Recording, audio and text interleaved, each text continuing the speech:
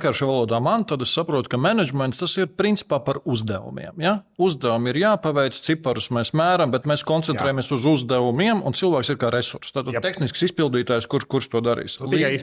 Līderībā mēs skatāmies arī dienas beigās, tie būs uzdevumi, bet mēs skatāmies caur cilvēkiem. Caur cilvēkiem, tieši tā. Jo dienas beigās ir skaidrs, ka jebkurā organizācijā tev būs mērķi, uzdevumi, plāni, virziens, uz kurien ir jāiet. Bet viena lieta, kas jāatceras jebkuram vadītājam, aiz katra cipara, aiz katra uzdevuma stāv cilvēks. Un šeit vienkārši ir jautājums, kā to ar šo cilvēku strādā. Protams, uz cilvēku mēs šajā brīdī, kā nodarbināto, varam skatīties kā uz resursu.